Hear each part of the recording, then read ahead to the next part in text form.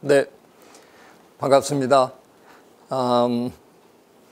제가 첫 화면으로 저 먼 데서 지구를 바라본 이런 사진을 택했는데요. 대기권이 얼마나 두꺼운지 혹시 아십니까? 그 지역에 따라서 다 다른데요. 어떤 곳은 기껏해야 한 15km 정도밖에 안 됩니다. 좀 두툼한 곳은 한 500km까지 되는 데도 있고요. 그러니까 만약에 한 15km밖에 안 되는 대기권이라 그러면 만약에 여러분이 자동차를 그냥 수직으로 하늘을 향해서 이렇게 운전을 하신다 그러면 한 시간에 100km 정도 달려가신다 그러면 그냥 몇 분이면 돌파하는 그런 아주 얇은 공기층 속에서 우리가 살고 있습니다. 여기다가 우리가 그냥 이산화탄소, 메탄 뭐 이런 걸 그냥 이렇게 뿜어내고 있는데 탈 안 나는 게 참 이상한 거죠.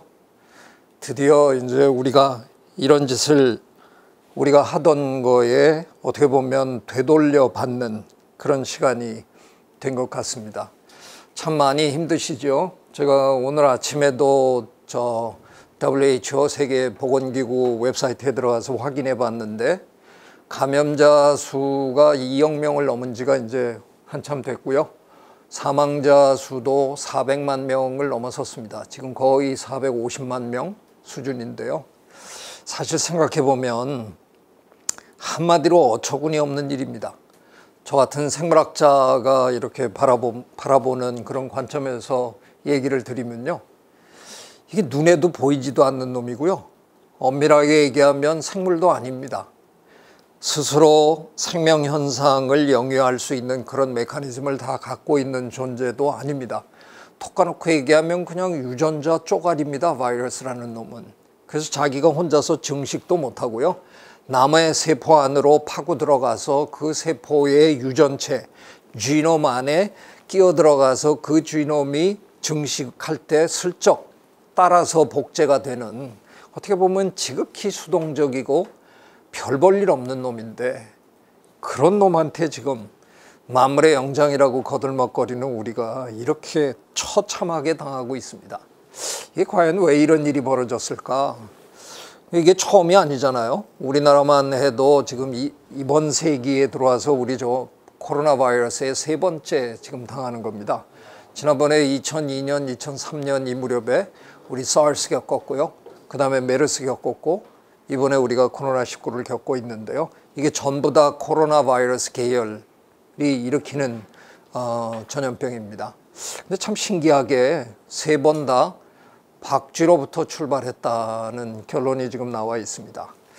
그렇지 않아도 박쥐 그러면 괜히 선입관이 별로 안 좋으실 텐데 어쩌다가 박쥐는 또 이런 일을 일으키는 주범이 됐을까요?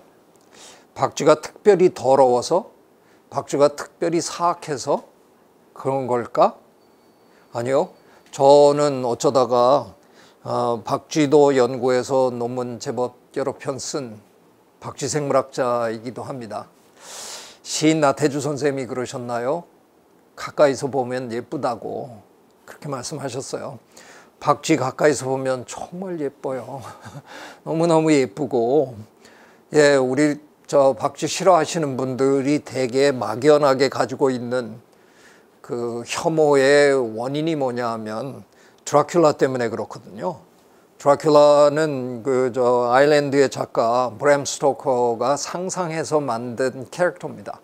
그게 어쩌다가 그 드라큘라 백작이 밤마다 검은 망토를 들고 창문을 열고 날아나가서 우와 날아나가서 그냥 사람들 목을 물어뜯고 피를 마시고 뭐 이러는 바람에 실제로 미국 사람들이 밤에 창문을 열지 않고 창문을 닫아놓고 주무시는 이유가 뭐냐라고 한 20년도 더 됐는데 설문을 했더니 1번이 모기가 들어와서 물을까 봐.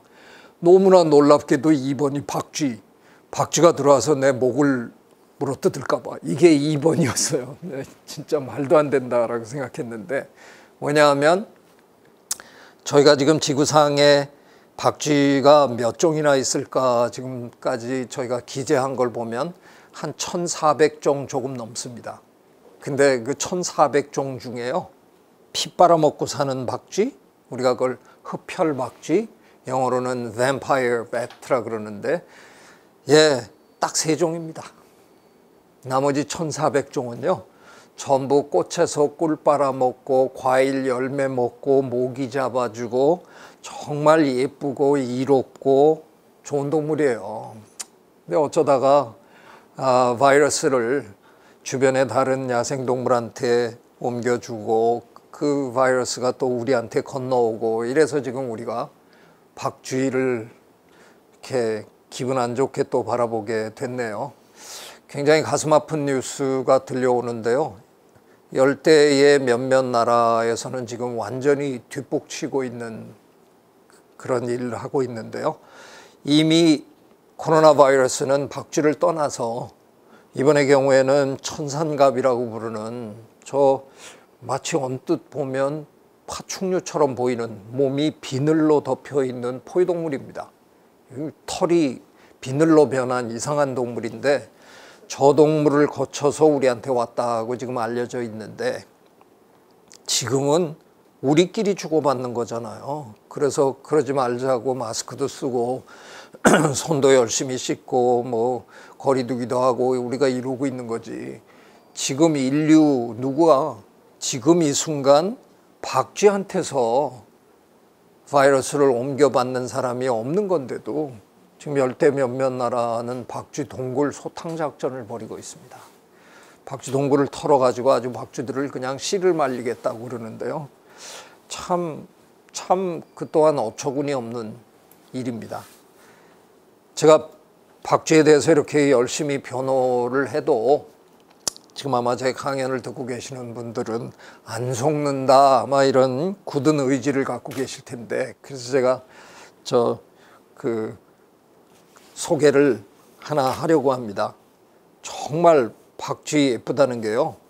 한번 인터넷에 한번 여러분 뒤져보십시오. 혼두라스 흰박쥐라는 걸 한번 찾아보시면요. 너무너무 예쁜 박쥐. 저는 아마도 이 세상에서 가장 예쁜 동물로 제가 꼽는 동물이 그 동물입니다. 한번 찾아보십시오. 박쥐 정말 예쁘고 귀하고 아름다운 동물입니다. 많은 분들이 혹시 팬데믹이 일어나고 나니까 기후변화랑 무슨 관계가 있을까를 의심하시는 분들이 제법 많으세요.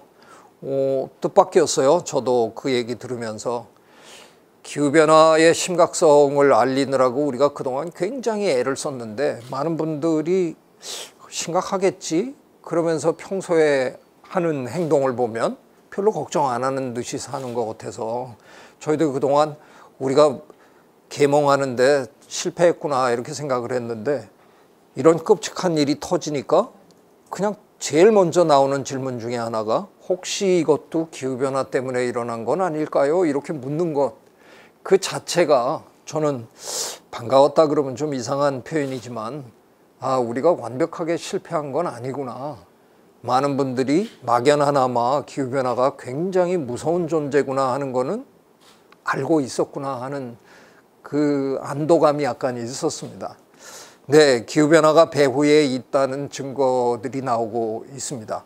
제가 박쥐 종수가 한 1,400여 종 된다고 그랬는데요. 압도적으로 많은 박쥐들이 전부 열대에 삽니다. 우리나라에도 제가 국립생태원장 시절에 조사를 한번 해봤는데요. 우리나라에도 21종이나 아직 박쥐가 있습니다.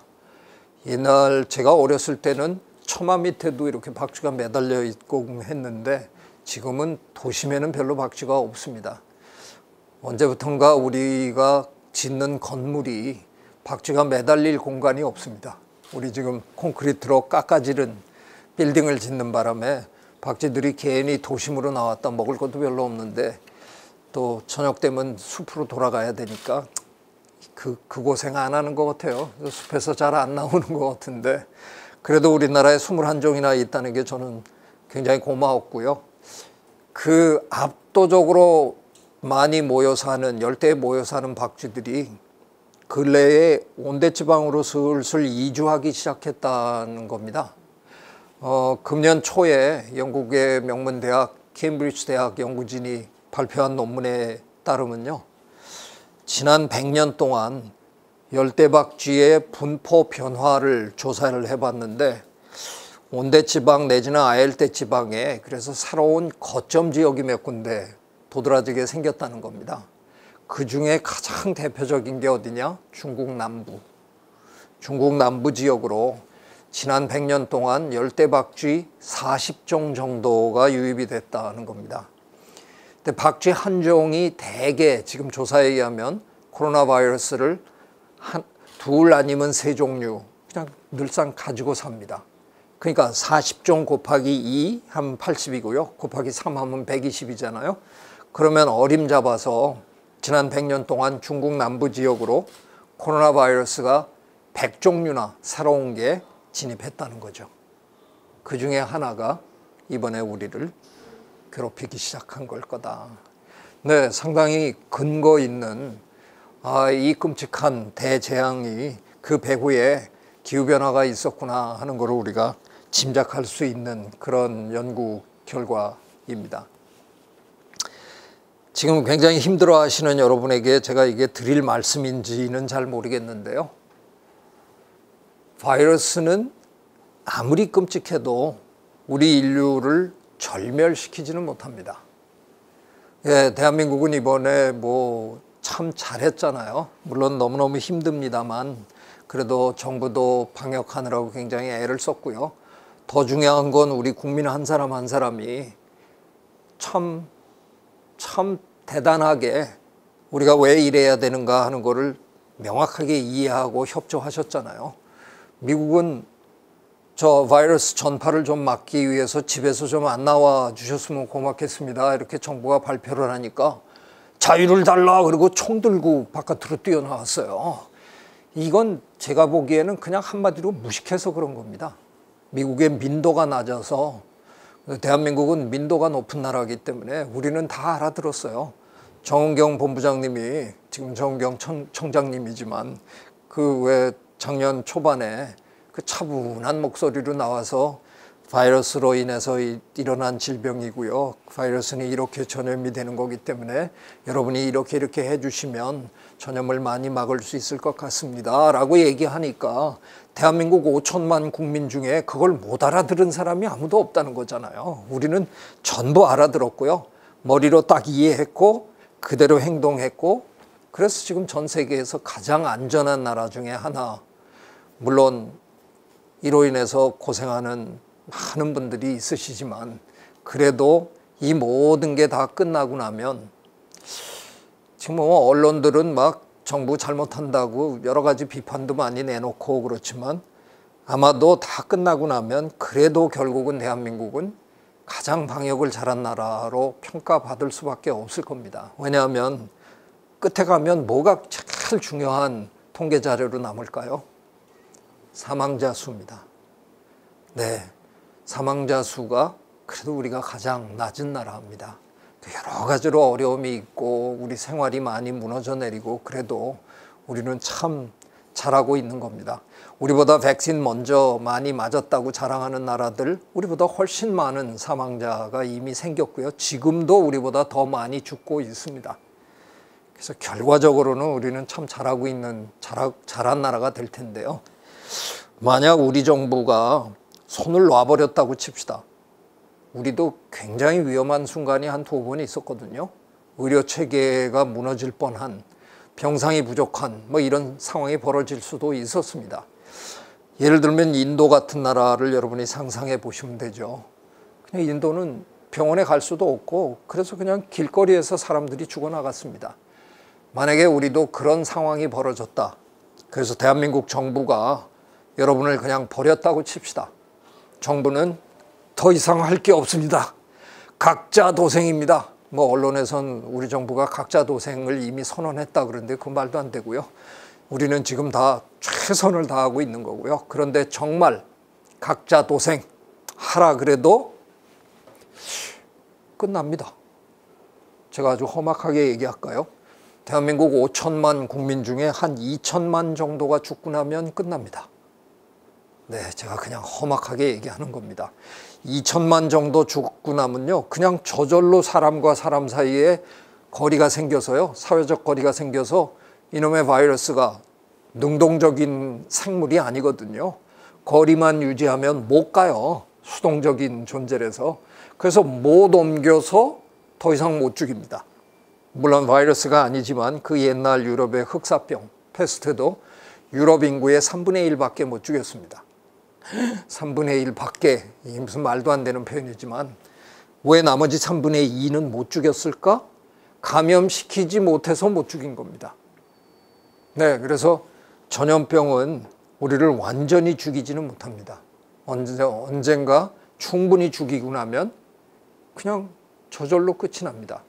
근데 우리는 지금 한 명도 죽이게 할 수 없다. 그래서 이렇게 애를 쓰고 있는 것일 뿐입니다. 네, 그런데 제가 조금 전에 말씀드린 대로 아마도 이 대재앙의 배후에는 기후변화가 버티고 있을 거다 하는 건데요. 기후변화는 다를 것 같아요. 기후변화는 숨을 곳이 없습니다. 우리 마지막 한 사람까지 깡그리 지구에서 쓸어버릴 수 있는 어마어마한 대재앙입니다. 지금 우리는 굉장히 비싼 등록금을 내고 수업을 듣고 있는 건지도 모릅니다. 이 코로나19보다도 훨씬 더 어마어마한 대재앙이 우리를 향해서 지금 한 발짝 한 발짝 다가오고 있다 하는 거를 우리가 지금 비싼 등록금을 내고 엄청난 비용을 지불하면서 지금 배우고 있는 건지도 모릅니다. 근데 우리가 이제 뭐 금년 연말쯤 돼서 어느 정도 이 코로나19로부터 안정화가 돼가기 시작하면 저는 우리에게 주어진 정말 큰 숙제는 앞으로 이 기후변화의 문제, 그리고 기후변화의 문제와 때려야 뗄 수 없는 생물다양성 감소의 문제, 이걸 어떻게 우리가 대응할 것이냐, 이거에 따라서 우리의 운명이 달라질 수밖에 없을 거라고 저는 생각합니다. 예, 미국의 이상한 선거 제도 때문에 표를 더 많이 얻고도 대통령이 못된 불운의 엘고시 죄송합니다. 대통령은 못됐지만 뭐 불편한 진실이라는 책을 쓰고 그걸 또 다큐멘터리로 만들고 그래서 기후변화의 중요성을 세상에 알렸다 하는 공로를 인정받아서 노벨 평화상을 받았잖아요. 참 중요한 일을 하신 겁니다. 대통령이 된 뭐 조지 부시 대통령이 한 일보다 훨씬 더 큰 일을 한 거잖아요. 근데 또 죄송하네요.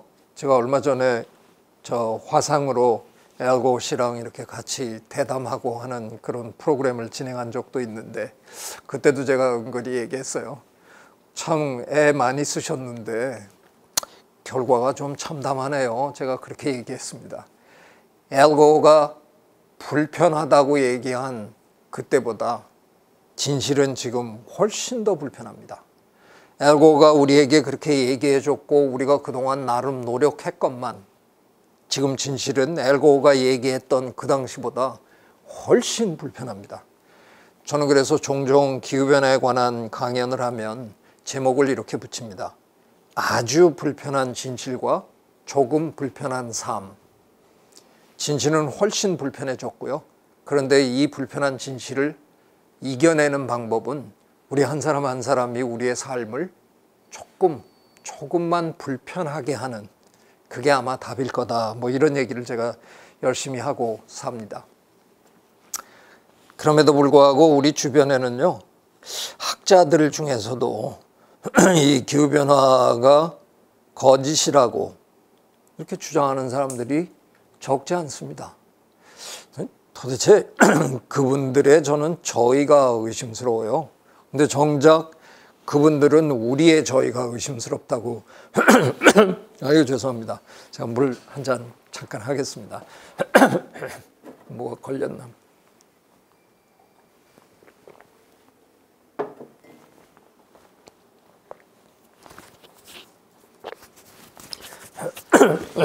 죄송합니다.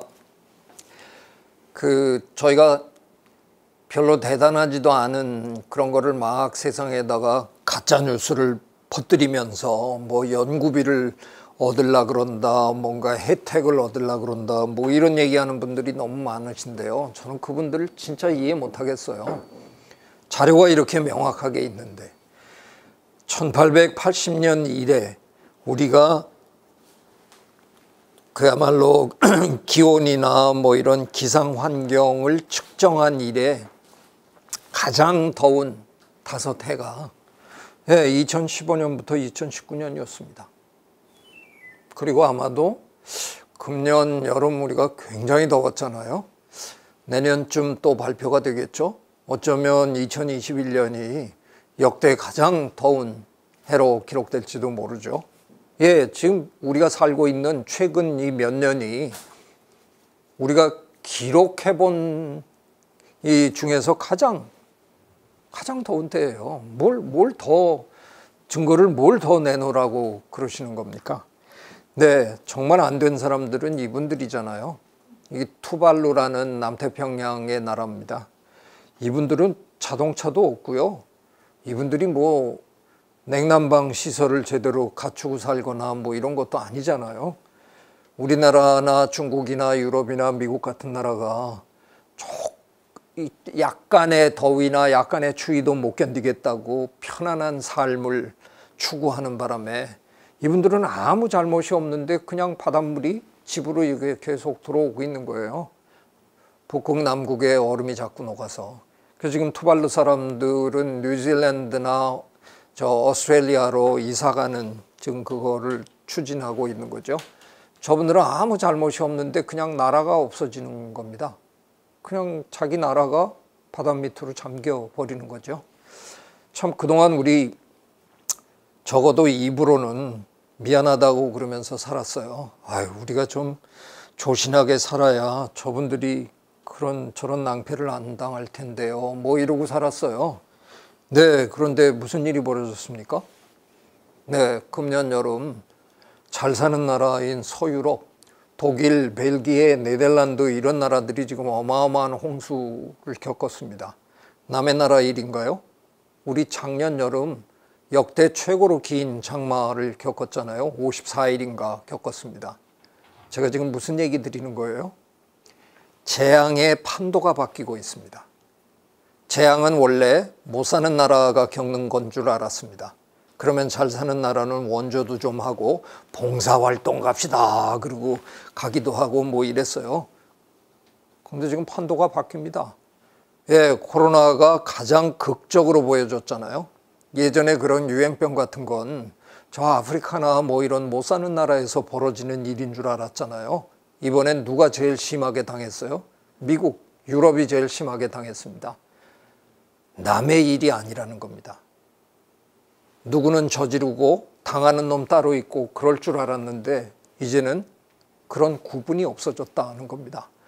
독일이, 벨기에가 설마 시설이 제대로 안 돼 있어서 당한 걸까요? 배수시설 아마 전 세계에서 가장 잘 해놓은 나라 중에 하나일 겁니다. 그런데 그런 시설 아주 무력하게 만들어 버린 겁니다. 그런 시설로 감당할 수 있는 재앙이 아니라는 겁니다. 이제는 이런 일이 지금 벌어지고 있는 겁니다. 남의 일이 아닙니다.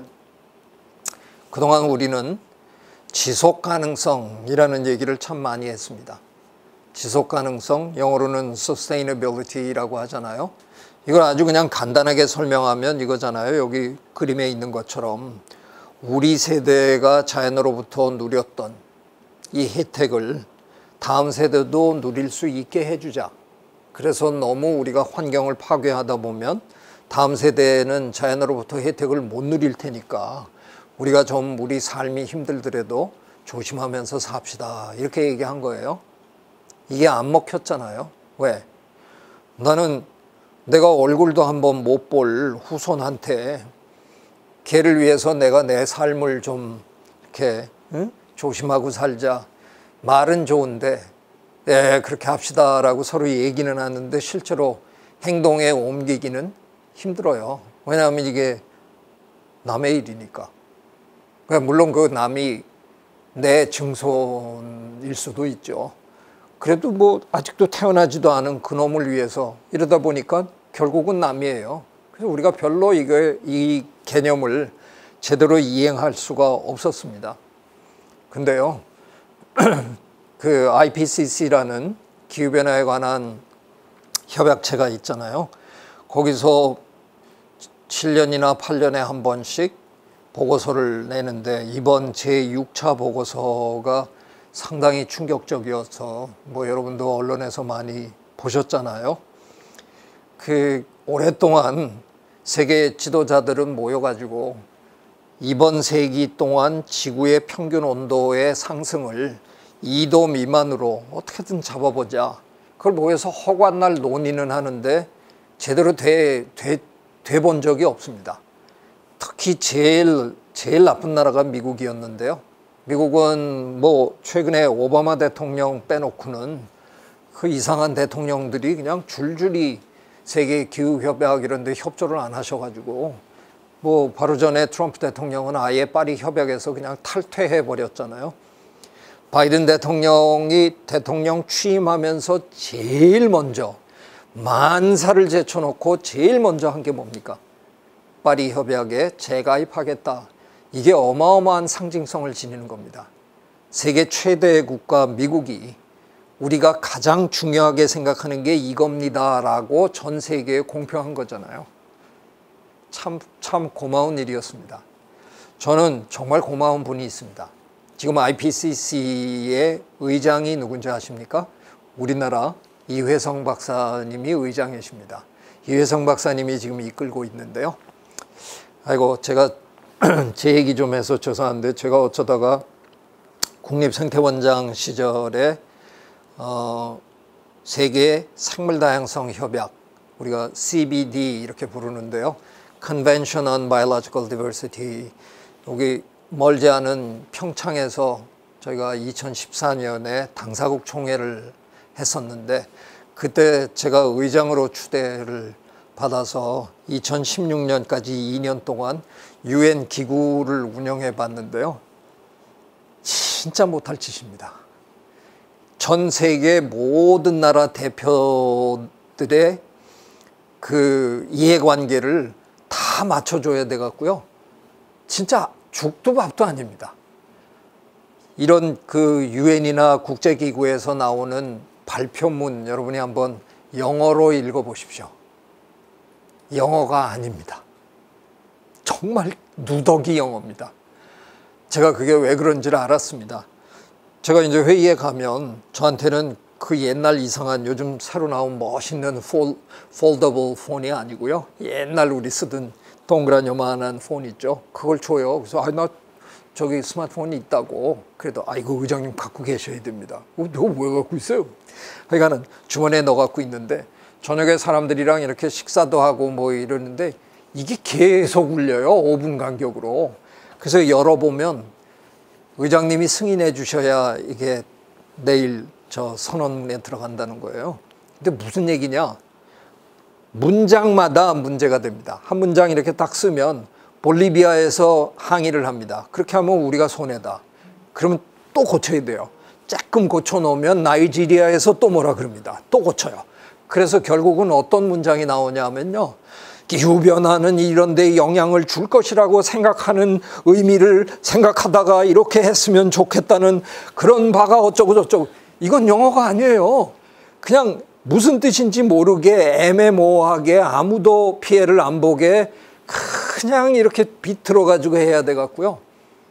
사무국 직원들은 밤새도록 그런 문장 만드는 일을 합니다. 의장인 저는 새벽 2시까지 그 문장을 들여다보고 호텔방에 앉았더니 예, 좋습니다. 이걸로 갑시다. 근데 이렇게 하면 또 중국이 뭐라 그럴 텐데 어떡하죠? 뭐 이걸 해야 되는 겁니다. 국제기구는 대단히 비효율적이더라고요. 그래도 어떡합니까?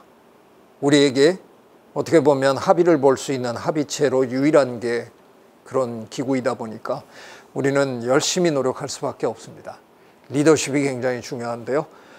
우리 이회성 저 의장님 어마어마한 리더십을 발휘하셨어요. 2018년에 우리 인천 송도에서 회의에서 그 많은 세계 과학자들을 전부 설득해서 2도씨를 1.5도로 줄였습니다. 굉장한 이건 리더십입니다. 아유, 근데 이회성 의장님 죄송합니다. 1.5도도 너무 높아요. 1.5도가 올라가면 저희들 생각에 지구의 생물 다양성의 거의 절반이 사라질 것 같은, 생물학자들은 이런 고민을 하고 있습니다. 아니나 다를까 이번 제6차 보고서에는요, 이회성 의장님이 저걸 발표했을 때 1.5도 지구온난화 이걸 발표했을 때 1.5도 상승하는 시점을 2030년에서 한 2052년 사이 그때쯤에 올 수 있다, 가능하다라는 얘기를 하셨는데, 이번에 6차 보고서에서 저 기간이 적어도 10년은 짧아질 것이다. 예, 2030년에서 10년 짧아지면 작년이에요. 그러니까 이게 우리 중손 때 벌어지는 문제가 아니라는 겁니다. 이게 우리 생애에 벌어지는 일이랍니다. 못 사는 남의 나라에서 벌어지는 일이 아니고요. 우리나라에서 벌어질 수 있는 일이고요. 내 후손한테서 벌어지는 일이 아니고요. 내 생애에 벌어질 수 있는 일입니다. 네, 기후변화는 지금 당장 우리에게 닥친 어마어마한 재앙이다 하는 겁니다.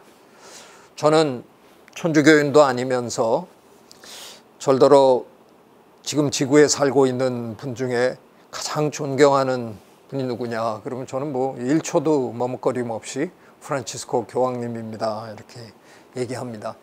참 저는 제 눈에는 저분은 그냥 살아계신 성인 같은 느낌이에요. 우리나라에도 다녀가셨잖아요, 한번. 정말 뭐 우리 좀 열광했는데 저렇게 온화하고 저렇게 따뜻하고 그런 분이시지만 어떤 이슈에 딱 들어가면 굉장히 단호하신 그런 분입니다. 2019년 11월이었습니다. 교황님께서 ecological sin, 우리말로 하면 생태적 죄 이 정도 되겠죠. 생태적 죄를 인류의 원죄로 포함시키겠다라고 하셨어요. 교계에서 뭐 반발이 좀 있었다 그럽니다. 당신이 뭔데 갑자기 원죄를 하나 늘리냐 뭐 이랬다는데, 교황님 설명을 들으면 사실은 항의할 수 없을 거예요. 교황님이 이렇게 설명하셨어요. 이 세상 모든 걸 창조주 하나님이 만드셨으니까, 그러면 이 세상 모든 건 하나님의 피조물인데 그 같은 피조물끼리 이렇게 사는데 그 중에 어떤 한 놈이 지가 좀 힘이 세다고, 제가 어떤 놈 얘기하는지는 지금 가슴에 손을 얹으면 그냥 느끼실 겁니다. 예, 요 인간이라는 놈이, 호모사피엔스라는 놈이 어느 손가락 하나 깨물어서 아프지 않은 손가락이 없건만 하나님이 만드신, 창조주께서 만드신 그 다른 피조물들을 지가 뭔데 유린하고 괴롭히고 죽이고 막 이러고 있는 걸 하나님이 내려다보시면서 흡족해 하실 리가 있느냐. 그게 원죄가 아니면 뭐가 원죄냐라고 말씀하신 겁니다. 저는 너무나 명확하게 논리적이라고 생각합니다. 예, 이건 어마어마한 죄입니다. 하나님이 다 만드신 건데 우리에게 그런 권한을 하나님이 주셨을 리 만무하잖아요. 그런 짓을 우리가 하고 있는 겁니다. 교황님이 이 발표를 하시고 2달이 채 안 돼서 코로나19가 터졌습니다. 교황님 뭔가 끔찍한 게 다가오고 있다 하는 그런 걸 느끼신 게 아닐까, 그런 생각 해봅니다. 네, 저는 기후변화의 문제 못지않게 생물다양성의 문제가 심각하다고 생각합니다. 뭐 어떤 의미에서는 생물다양성의 문제가 더 심각하다고 생각합니다. 뭐 그냥 망발을 제가 한번 해볼까요? 이번 세기 동안에 지구의 평균 온도가 2도 올라가는 걸 막아보자. 그걸 또 이회성 의장님이 1.5도로 그래도 낮춰주셨다 뭐 이러는데 느낌이 오시나요? 네, 지금보다 1.5도 평균 더 높다. 아이, 우린 그러면 나가지 말죠. 뭐 그냥 집안에서 있죠. 뭐 에어컨 틀어놓고 우리는 안 나가면 되잖아요. 문제는 누굽니까? 저 밖에 있는 아이들이 문제잖아요. 우리처럼 냉난방 기술을 갖고 있지 않는 저 밖에서 살고 있는 동식물들, 저들은 그냥 대책 없이 당하는 겁니다. 저들이 그냥 사라지기 시작할 겁니다. 제가 아까 말씀드린 대로 만약 1.5도든 2도든 올라가서 지구에 지금 존재하는 생물 다양성의 절반이 사라진다. 뭐 우리 생물학자들의 경고성 발언이긴 합니다. 근데 진짜 만약 절반이 사라진다고 하면 과연 우리가 살아남을 수 있을까요? 저는 없을 것 같아요. 일단 어마어마한 식량 대란이 일어날 거고요. 그러면 세계는 그냥 한마디로 아비규환이 될 겁니다. 물이야 뭐 어떻게 또 뭐 해본다 그러죠. 기름 없으면 뭐 나무 뗀다 그러죠. 먹을 게 없으면 무슨 일이 벌어질까요? 옆집을 털어야 내가 내 새끼를 먹일 수 있거든요. 그러면 이건 인간 세계가 아니게 될 겁니다. 이런 어마어마한 대재앙이 우리에게 지금 다가오고 있는지도 모른다는 겁니다. 제가 저 강원도 사람인데요. 어쩌다가 한 3년 동안 저 충청도에 가서 살아봤습니다.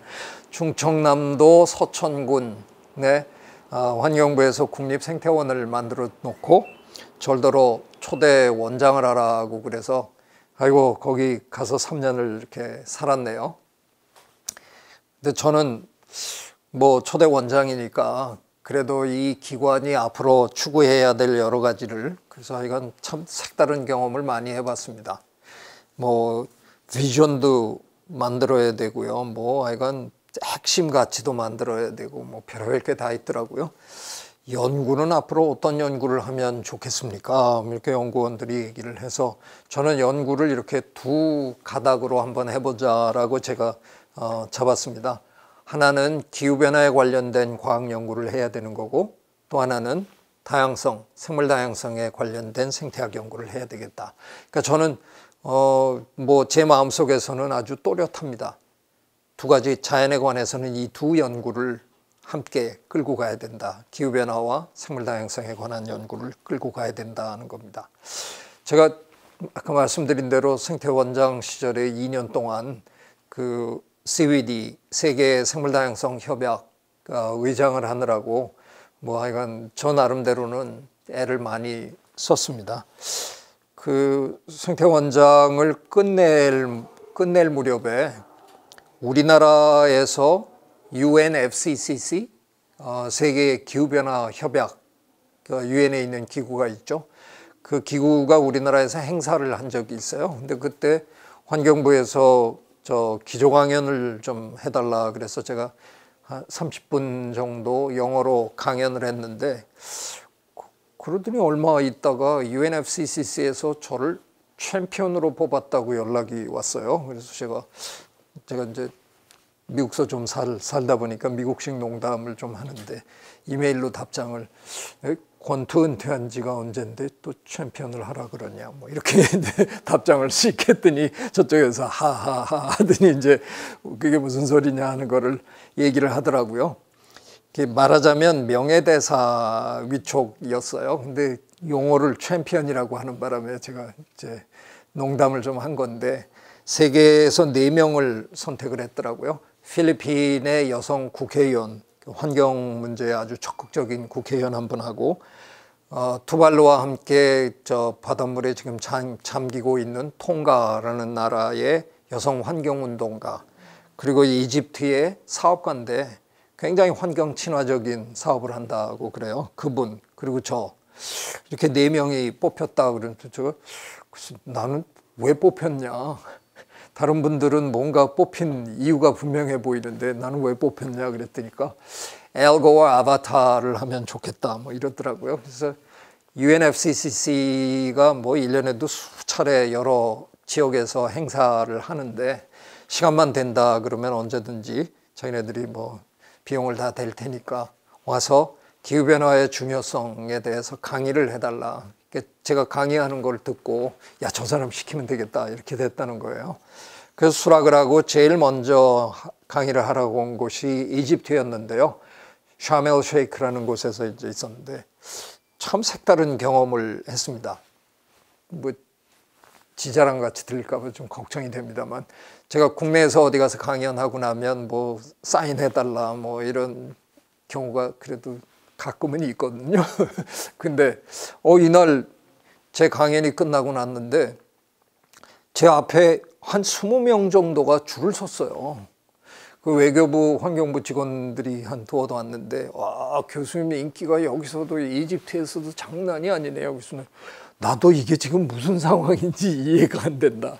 그러니까 알고 보니까 뭐 저한테 사인해달라 이런 게 아니고요, 저랑 얘기를 하고 싶다고 줄을 쓴 거였어요.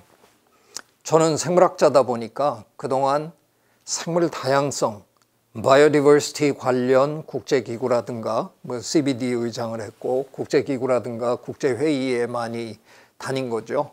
근데 어쩌다가 또 기후변화 쪽에서도 이제 저를 부르는 일이 생겼는데, 생물 다양성 쪽 사람들은 기후변화에 대해서 잘 압니다.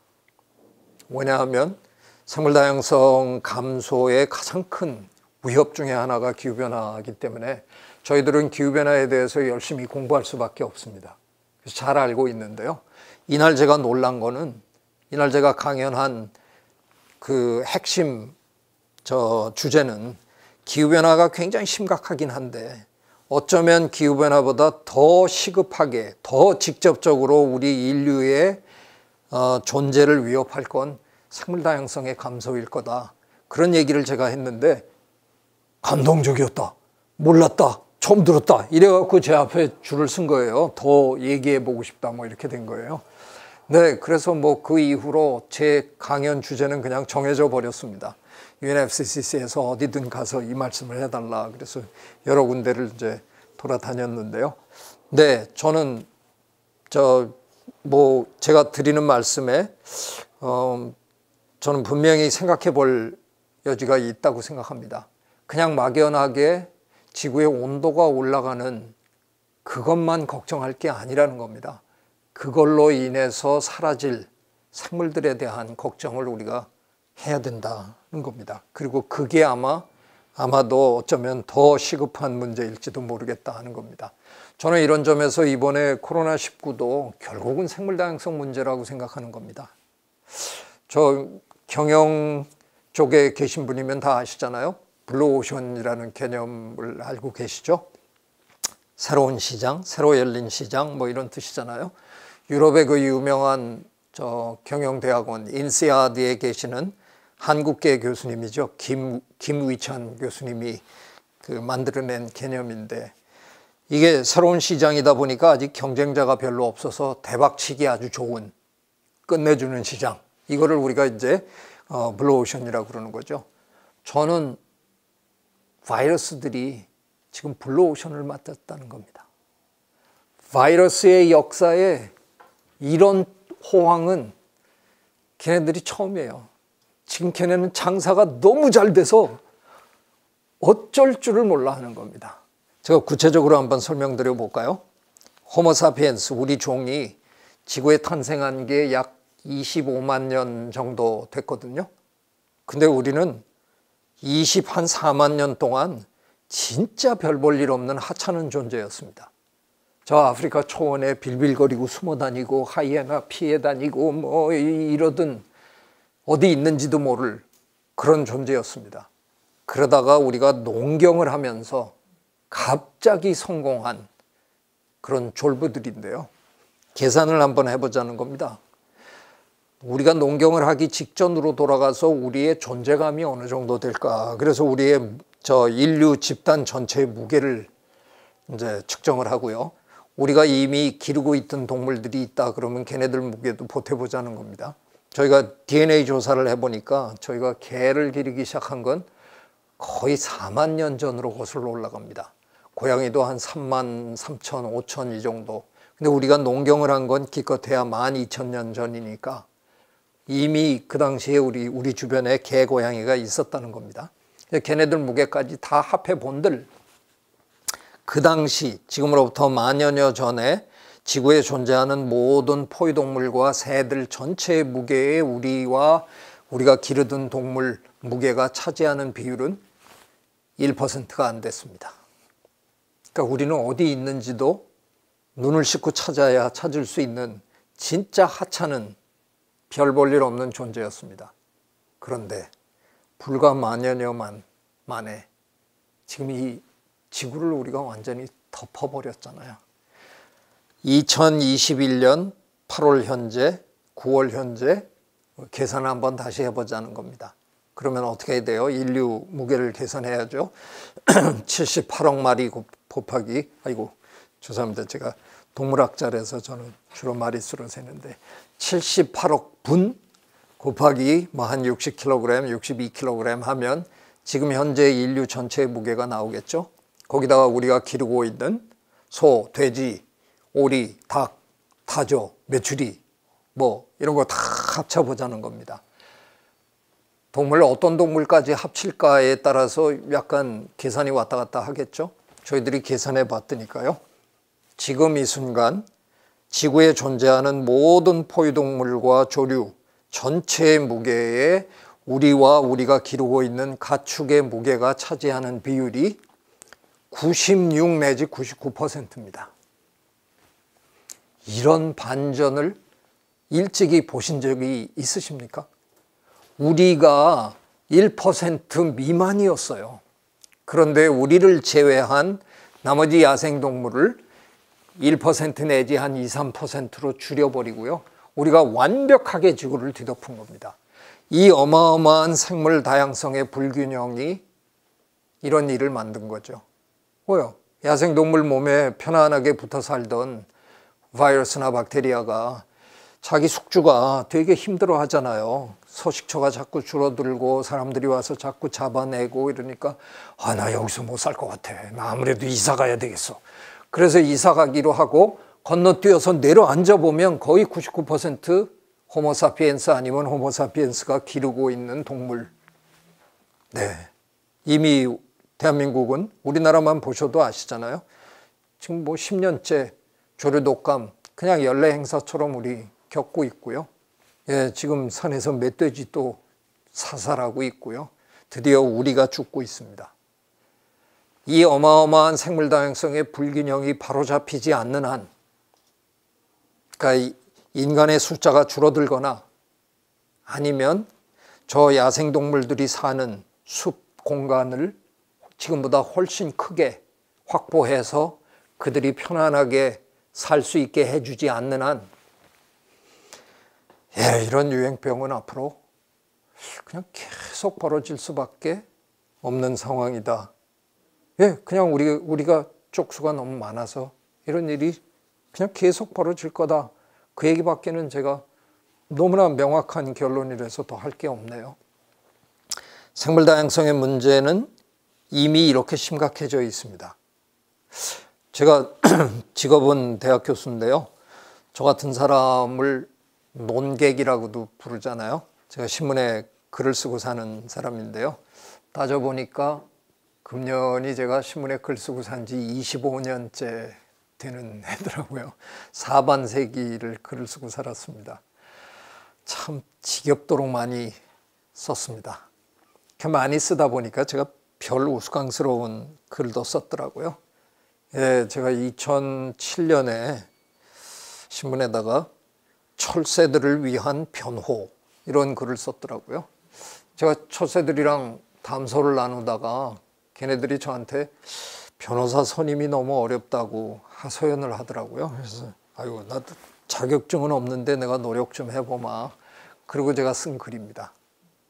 네, 저 충청도 어디 오리 농가의 주인장이 복지부에 연락을 하죠. 우리 오리 몇 마리가 비실거린다. 좀 이상하다. 복지부가 가서 검진을 합니다. 고병원성 AI 바이러스가 검출이 됐다.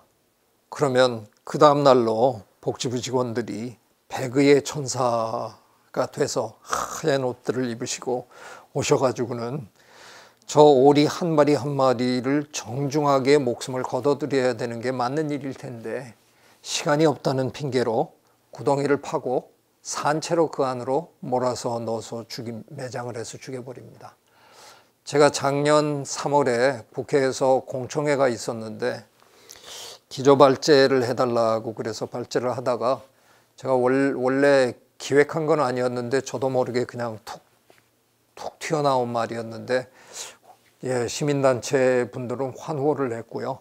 정부에 계신 분들은 대단히 불편해 하시더라고요. 제가 앞으로 복지부에 사인을 하시는 살처분하라 이거에 최종적으로 사인하시는 가장 높은 고위공직자께서는 반드시 현장에 참여한다라는 룰을 만들어 달라라고 제가 제안을 했어요. 왜냐하면 저 복지부 직원 이런 분들을 몇 분 만나서 얘기해 봤거든요.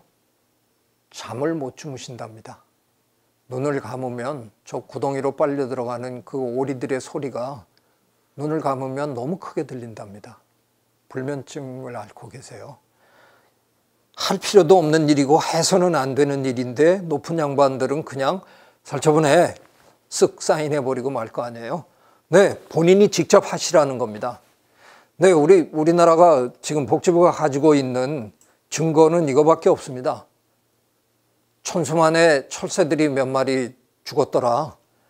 수거해서 조사해 보니까 고병원성 AI 바이러스가 검출이 되더라. 주변에 분변에서도 나왔다. 근데 40km 떨어진 충남 어느 오리 농가에서도 발견이 됐다. 그래서 철새가 옮겨줬다.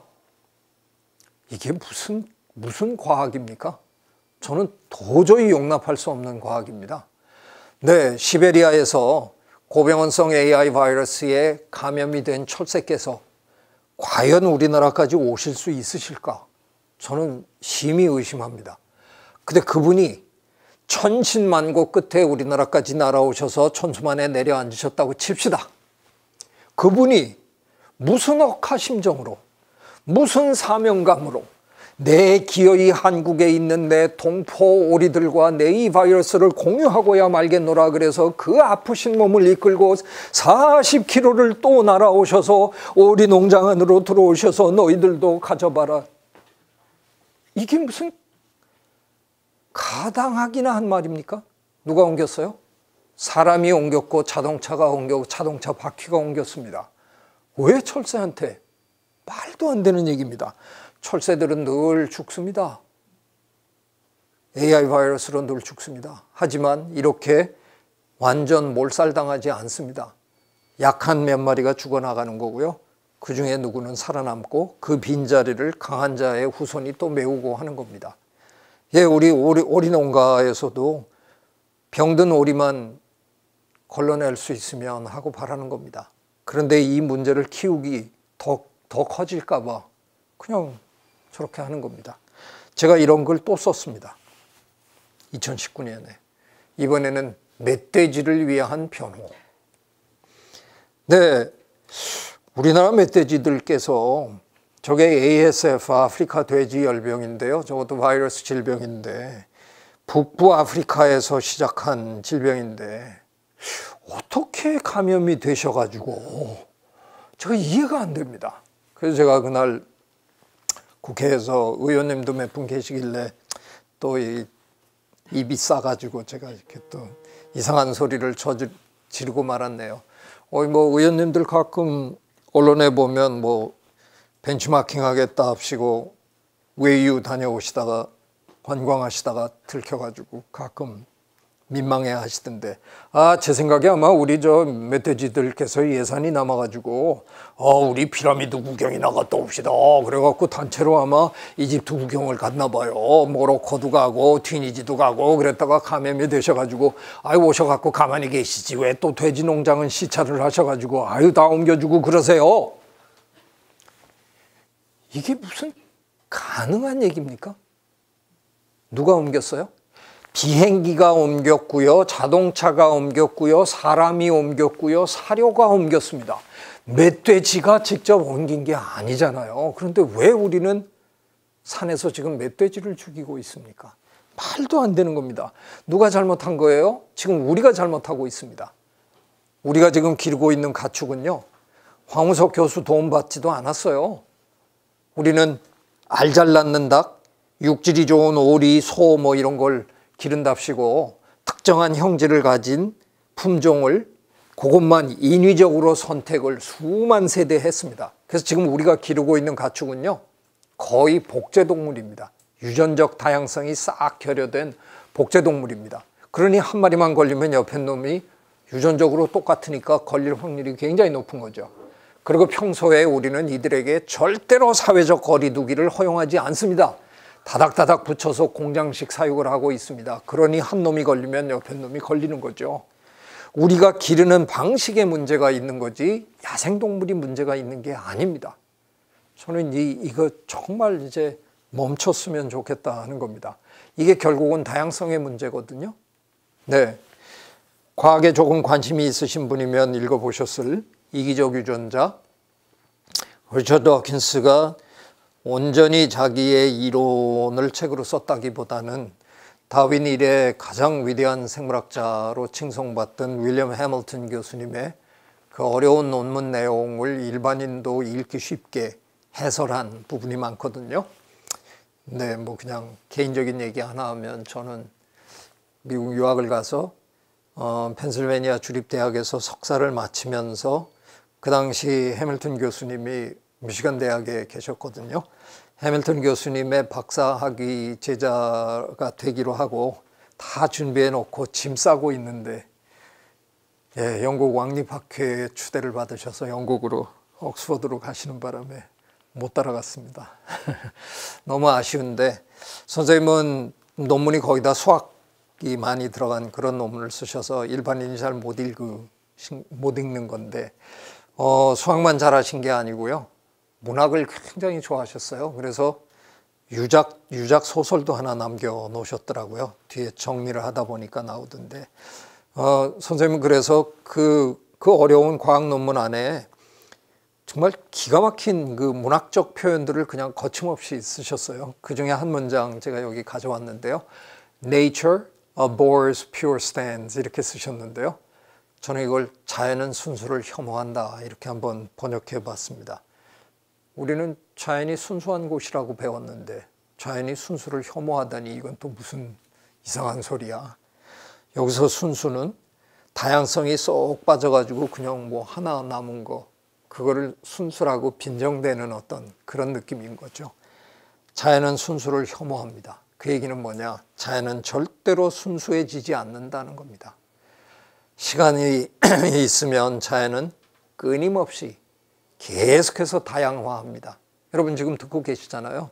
코로나 바이러스가 가만히 있는 게 아니라 알파, 베타, 델타 변이까지 나왔고 지금 감마 변이가 또 조금 있으면 엡실론 나올 거고요. 뭐 계속 나옵니다. 가만히 안 있거든요. 끊임없이 변이를 만들고 그 변이들이 많이 축적되다 보면 새로운 종이 탄생하고 이게 자연입니다. 제가 요즘 좀 자꾸 철학적이 돼 가는데요. 우리 인류의 불행의 근원이 뭘까 생각해 보니까 지난 1년 이 코로나를 겪으면서 이런 결론에 제가 도달했습니다. 자연은 끊임없이 다양화하는데 그 속에 사는 호모사피엔스라는 종은 끊임없이 다양성을 줄이는 방향으로 역행하다가 이런 불행을 겪는 거 아닐까. 네, 여러분 뭐 다 경험하고 계시잖아요. 다양한 목소리가 필요하다. 네, 우리 말로는 그렇게 합니다. 근데 회의 중에 누가 삐딱한 소리 한마디만 하면 다 째려보잖아요. 우리는 반드시 한 목소리 해야 마음이 편하고요. 일사불란해야 되고, 뭐 하여간 싫어합니다. 다양한 거를. 다양한 사회가 좋다고 말은 하는데 실제로는 별로 좋아 안 합니다. 제가 지금이 우리 주제가 교육이니까 정말 뼈아픈 소리 하나 할까요? 저 놀이터에서 놀고 있는 우리 아이들 참 별놈 다 있거든요. 참 다양한 저 아이들을 학교만 보내면 그때부터 다양성이 줄어들더라고요. 네, 학교에서는 항상 일렬로 줄 세우시잖아요. 그리고 똑같은 시험 보이시고, 네, 그래가지고 우리 아이들의 다양성, 창의성을 이 역설을 어떻게 해야 되나요? 학교를 가면 갈수록 다양성과 창의성이 줄어드는 이 역설을 도대체 어떻게 어떻게 이해해야 됩니까? 저는 교육이 근본부터 변해야 된다고 생각하는 상당히 교육에 관한 한 저 급진 개혁주의자 중에 한 사람인데요. 네, 우리가 지금 제6의 대절멸 사건을 겪고 있다고 걱정하는 생물학자들이 많습니다. 지구의 역사를 돌이켜보면 어마어마한 대절멸 사건이 적어도 5번 있었거든요. 그 가장 최근의 게 지금으로부터 6,500만 년 전 카리브해에 거대한 운석이 떨어져서 그게 먼지를 일으키고 태양을 가리고 기후변화를 만들어서 그때 그게 정확하게 엄청난 기후변화 현상이었거든요. 그래서 식물들이 죽어나가고 초식공룡이 죽고 공룡들이 싹 다 사라질 수밖에 없었던 그때가 마지막 제5의 대절멸 사건이었습니다. 근데 지금 우리가 제6의 대절멸 사건을 겪고 있다고 하는 건데요. 독특한 건 지난 5번의 대절멸 사건들은 전부 천재지변과 관련이 있습니다. 운석이 떨어지거나 화산이 폭발하거나 지진이 일어나거나 뭐 이런 일들입니다. 그런데 지금 제6의 대절멸 사건은 전혀 상관없습니다. 지구의 가장 막둥이격으로 태어난 호모사피엔스라는 아주 개차반 종이 하나 있는데 그놈이 저지르는 온갖 장난질 때문에 이런 일이 벌어지고 있다는 거죠. 그런데 다 벌어지고 나면 역대 최대 규모가 될 거라는 겁니다. 이건 아니잖아요. 우리에게 이런 권한은 없는 거잖아요. 우리가 지구를 망가뜨릴 수 있는 이런 권한은 없는 거잖아요. 네, 그래서 유엔이 이 문제에 팔을 걷어붙였었습니다. 2010년을 생물다양성의 해라고 걷어붙였는데요. 그나마 기후변화는 조금 나아요. 알리기가. 사람들이 먼저 얘기하거든요. 아유, 내가 이 동네에 40년 살았는데 내 이런 놈의 날씨는 처음 봤다. 야, 이게 뭐, 전 옆에서 기후변화입니다. 지구온난화입니다. 그러게? 예사롭지가 않아요. 그냥 알아들으시고 이해합니다. 근데 생물다양성의 감소는요, 저희가 출근할 때, 퇴근할 때, 점심 먹을 때 우리 눈앞에서 늘 벌어지는 게 아니다 보니까 저 지구 어딘가에서 생물들이 사라지고 있다는데 우리가 보고 있지 않은 거기 때문에 참 알리기가 힘듭니다. 아니나 다를까 유엔도 별 뾰족한 재주가 없었습니다. 2010년 열심히 일했는데 결과가 별로 없으니까 네, 유엔이 참 색다른 일을 했었거든요. 아예 10년을 2011년부터 10년을 생물 다양성의 10년, 영어에는 우리는 10년이라고 해야 되지만 영어에는 단어가 아예 있잖아요. decade라는 단어가 있습니다. 그래가지고 또 열심히 10년을 노력했어요. 작년에 끝났네요. 사실은 2019년부터 저희들이 모여가지고 작당지를 좀 했습니다. 100년 하자. 예, 100년이란 단어가 또 있거든요, 영어에는. 예, century란 단어가 있잖아요. 그래서 United Nations Century on Biodiversity 하자고 으쌰으쌰 하다가 코로나가 터지는 바람에 예, 저희가 모이지도 못하고 지금 약간 이런 상황에 있습니다. 참 우리 이번에 운 좋았어요. 400만 명 이상이 죽어나가고 이렇게 지금 고생을 하고 있는데 무슨 운 좋다 그러냐. 예전에 유행병이 돌고 백신을 개발해서 공급할 때까지 평균 10년 내지 15년 걸렸거든요. 이번에 1년이 안 된 상황에서 우리가 백신을 만들었습니다. 그거 얼마나 기가 막히게 운이 좋은 겁니까? 뭐 물론 서두르다 보니까 옛날만큼 검증하는 기간이 충분하지 않아서 지금 뭐 자꾸 부작용이 있네 없네 뭐 그래서 못 맞겠네 뭐 이런 얘기들이 좀 있긴 하지만 역대급 아주 기가 막히게 좋은 백신들이 만들어져 가지고 지금 우리가 그래도 이 재앙으로부터 빠져나갈 수 있는 겁니다. 모든 걸 불신하는 시대에 우리가 지금 살고 있잖아요. 네, 뭐 지방 행정도 아마 마찬가지겠지만요. 사람들은 어느덧 정부가 뭐라 그러면 절대로 안 믿잖아요. 네, 저것들 또 뭐 표 때문에 그러나 보다. 좋은 얘기를 해도 우리는 일단 의심하고 안 믿잖아요. 언론 안 믿은 지 오래됐고요. 죄송합니다. 네. 그냥 언론이 뭐라 그러면 저것도 혹시 가짜뉴스 아니야? 뭐 이러고 진짜 아무도 못 믿는 엄청난 불신 시대를 살고 있습니다. 근데 저는요, 이번 이 일이 끝나면 이런 생각들을 하시게 될 것 같아요. 그래도 믿을 건 과학밖에 없구나. 그런 생각들을 많은 분들이 하게 되지 않을까, 그런 생각하고 있습니다. 과학의 힘으로 우리가 지금 살아나는 거거든요. 그 중에서도 생명과학의 발달로 백신을 만들고 호모사피엔스를 지금 재앙으로부터 과학이 건져내고 있습니다. 제가 이런 얘기를 왜 드리냐 하면요, 과학은 참 묘한 운명을 지닌 분야이기 때문에 그렇습니다. 정말 진정 제가 여쭙겠습니다.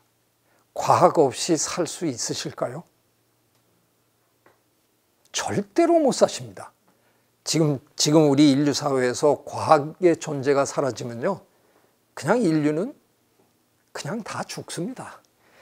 과학 없이 살아남을 방도가 없을 겁니다.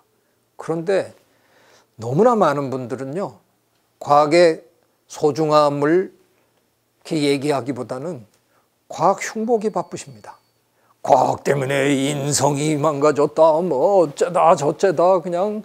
그리고 저 여의도 계신 분들은 과학에 대해서 잘 모르셔가지고요, 과학 예산 깎으려고만 하고요. 이건 우리나라뿐만이 아닙니다. 미국도 마찬가지입니다. 그래서 미국의 과학자들은요, 수시로 의회에 가서 열심히 발언을 하고요. 저희가 과학 대중화라는 걸 하잖아요. 네, 제가 그냥 연구만 하면 됐지 왜 오늘 춘천까지 와서 이렇게 열심히 강의를 하고 있을까요? 과학은 알리지 않으면 중요한 줄 모릅니다. 과학처럼 중요한 게 이 세상에 없는데 가만히 있으면 중요한 걸 모르시기 때문에 저희들은 끊임없이 우리가 중요하다는 걸 알려야 되는 이 묘한 운명을 안고 있습니다. 그런데 저는 어쩌면 이번에 코로나19 이 사태가 어느 정도 안정화되면 과학의 시대가 진정으로 열릴 수도 있겠다는 약간의 기대감을 지금 갖고 있습니다. 결국은 믿을 건 과학밖에 없구나 하는 생각을 많은 분들이 하기 시작하게 될 것 같다. 그것도 또 알려야 될 것 같아서 제가 지금 책을 쓰고 있는데요. 진짜 무슨 뭐 과학의 시대가 열렸다 뭐 이런 책을 지금 마련하고 있습니다. 네, 이번에 운 좋았는데요. 다음번에 이런 일 또 벌어졌을 때 우리 또 운이 좋을까요? 보장은 없습니다.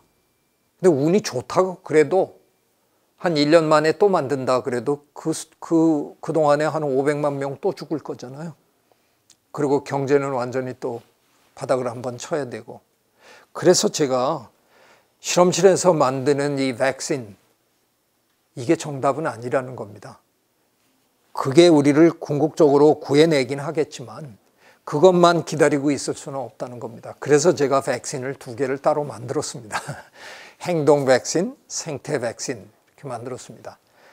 손 잘 씻고 마스크 잘 쓰고 거리 두기 하고, 이게 우리가 행동으로 우리를 보호할 수 있는 겁니다. 이번에 대한민국 국민은 너무너무 성실하게 잘해 주시는 바람에 우리가 비교적 안전하게 살고 있는 거고요. 도대체 서양 사람들은 이번에 뭐가 잘못 씌웠는지 마스크 안 쓰겠다고 버티는 이상한 일이 벌어져 가지고요. 제가 저기 참 흉한 사진을 하나 올려놨는데요. 마스크를 엉뚱한 데다가 쓰고 저 백주 대로를 활보하고 있는 저 흉악한 이상한 남성을 보십시오. 저런 짓을 해가면서까지 나는 마스크를 거부한다. 너무 말도 안 되는. 그리고 서양 사람들이, 우리나라나 동양 사람들이 마스크 잘 쓰는 거에 대해서 빈정거리기까지 했습니다. 저것들은 정부에서 하라 그러면 말 잘 듣는 놈들이야. 천만의 말씀입니다. 저 영국의 유명한 의학 저널 랜셋에 작년에 나온 논문 중에 읽어보니까요, 옛날 1918년 그 스페인 독감 때 마스크는 유럽이 발명한 발명품이고요. 그리고 그 당시에 유럽이나 미국의 일반인들이 다 마스크 썼어요. 원래 잘 쓰던 사람들이에요. 근데 왜 이번에는 뭐가 잘못됐길래 이걸 거부하는 쪽으로 사회 분위기가 조성이 돼 갖고 제가 보기에는 트럼프의 잘못이 크다고 생각합니다.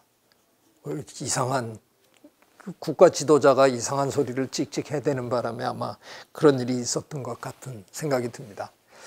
행동 백신? 그거보다 더 좋은 백신이 있네요. 제 생각할 때는.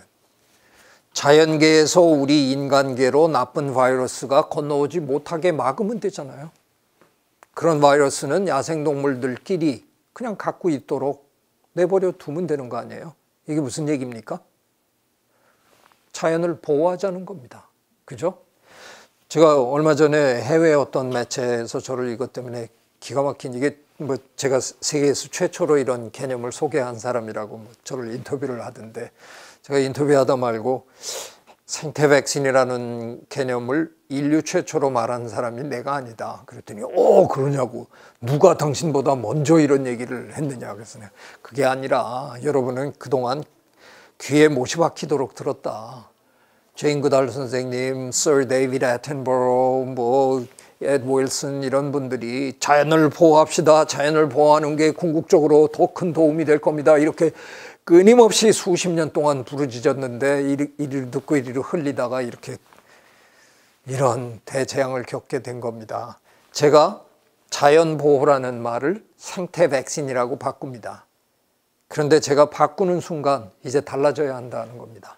자연보호는 그냥 허투루 들었더라도 제가 생태 백신이라고 하는 순간 백신은 사회 구성원의 적어도 70 내지 80%가 함께 맞아야 집단 면역을 이뤄낼 수 있는 거기 때문에 그전에 자연보호는 안 하셨을 동참 안 하셨더라도 제가 생태 백신이라고 얘기하면 이제 78억 세계 인구의 80%가 동참하셔야 되는 겁니다.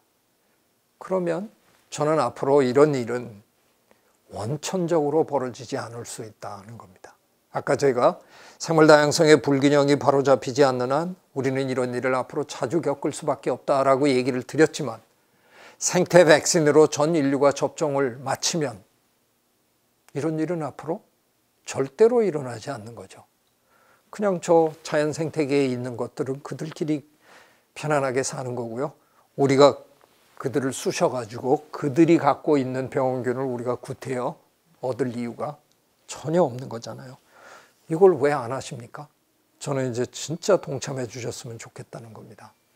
결론은 이겁니다. 겪어보니까 자연을 온전하게 잘 보존하는 게 그러는 게 기후변화의 문제라든가 생물 다양성의 문제라든가 아니면 이런 대재앙, 유행병 이런 모든 문제의 답이라는 겁니다. 자연을 잘 보호하면 우리가 이런 문제로부터 훨씬 자유로울 수 있다는 겁니다. 제가 아까도 여러 번 말씀드린 대로 엄청난 비용을 지불하긴 했지만 굉장한 교훈을 우리가 얻었습니다. 명확하게 봤습니다.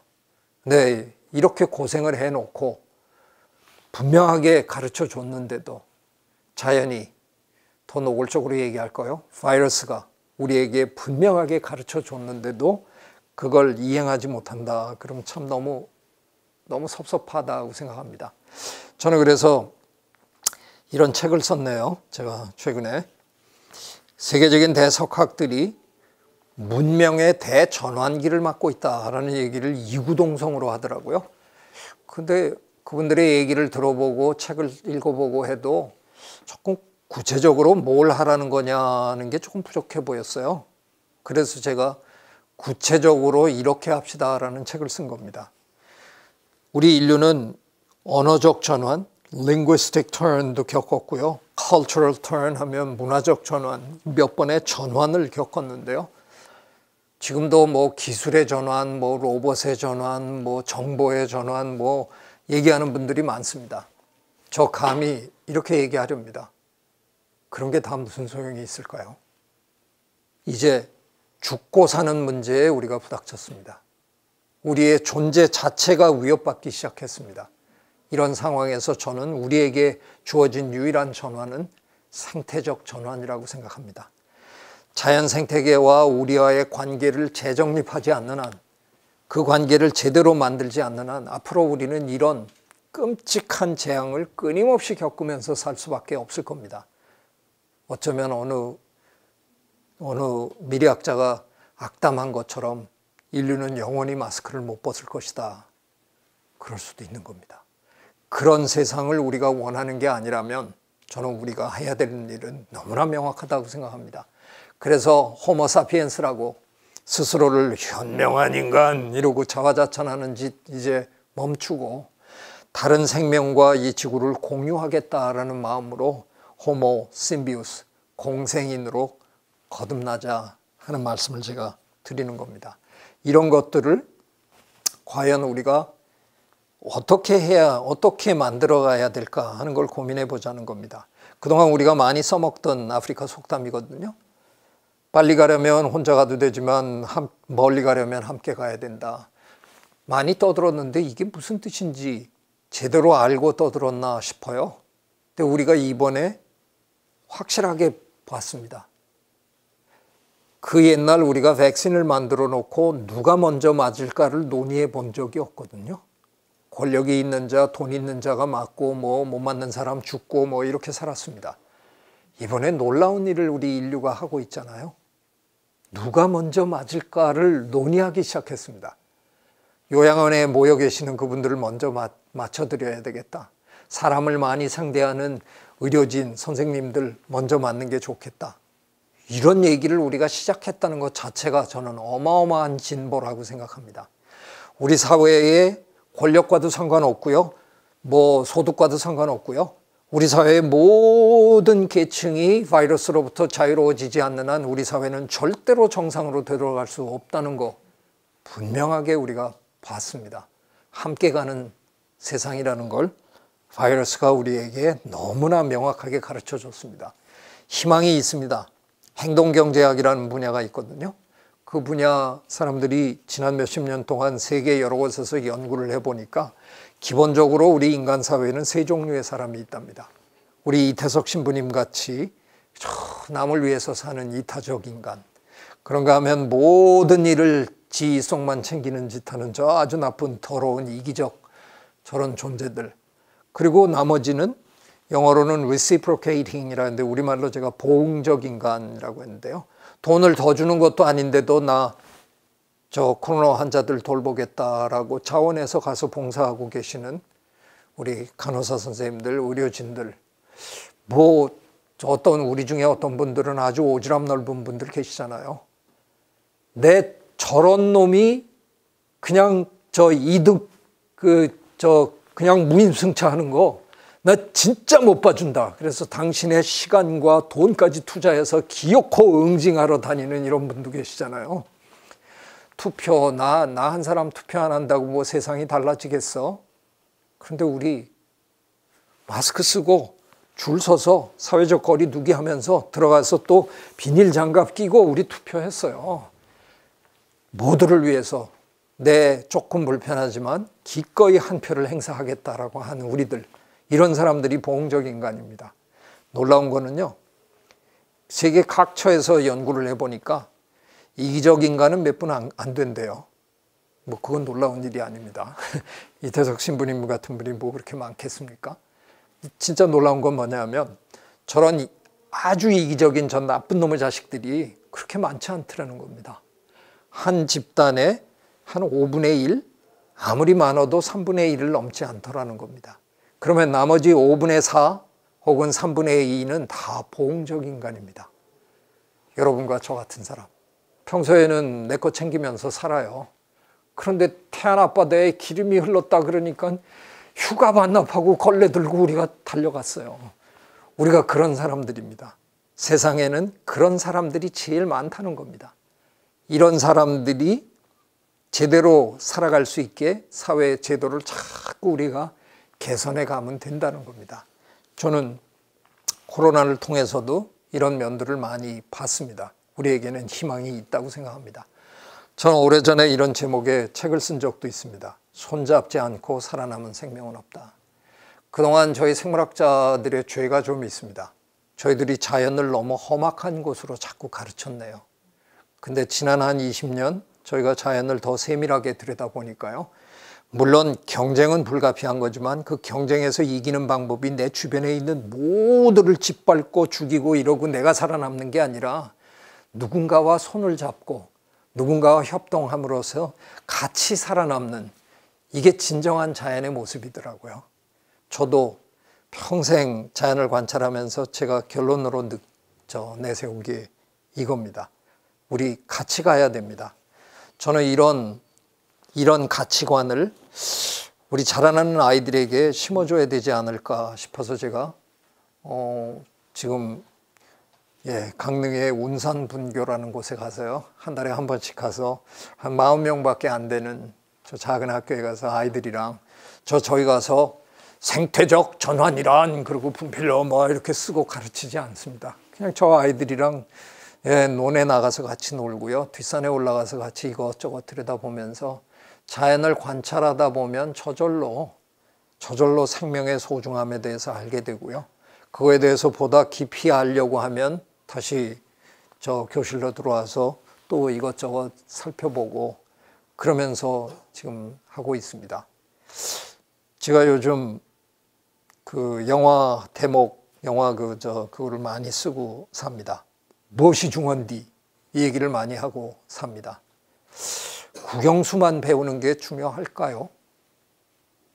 앞으로 우리 아이들이 살아가야 될 세상, 어떤 끔찍한 일들이 지금 다가오고 있는지 우리 상상하기조차 힘듭니다. 근데 그 아이들을 학교에서 준비시키지 않는다는 게 이게 말이 되나요? 저는 이해가 안 됩니다. 저는 우리 학교에서 초, 중 등 모든 학교에서 자연 생태에 대한 그런 교육을 해야 된다고 생각합니다. 그게 어떤 의미에서는 다른 어떤 교육보다 훨씬 더 소중한 교육일 수 있을 거라고 생각합니다. 이런 고민을 우리가 이제부터 정말 진지하게 했으면 좋겠습니다. 제가 주책 하나 떨어도 되나요? 시간이 한 1, 2분 남았으니까. 제가 여러분이 이분이 누군지는 뭐 아시죠? 침팬지 오래 연구하셨던 제인 고달 박사님.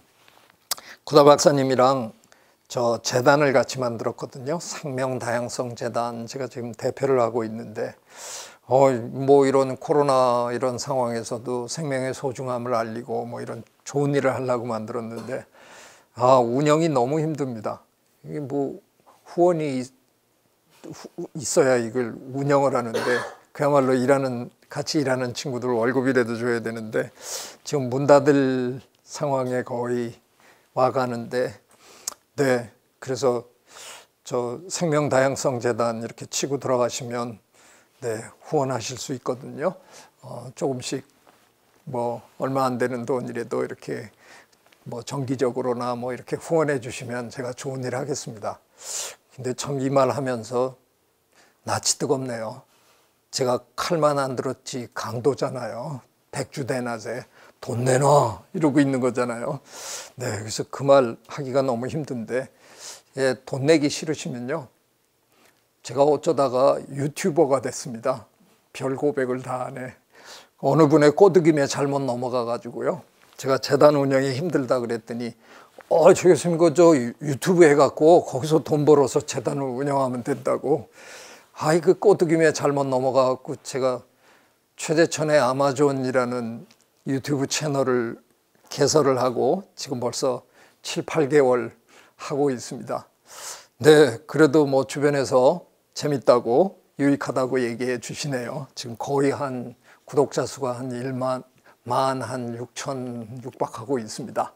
그래서 그냥 제가 칼 들이대고 돈 내라 하는 게 기분 나쁘시면요, 최재천의 아마존 유튜브 채널에 들어오셔서 구독, 좋아요 이렇게 해주셔도 저한테 큰 도움이 되겠습니다.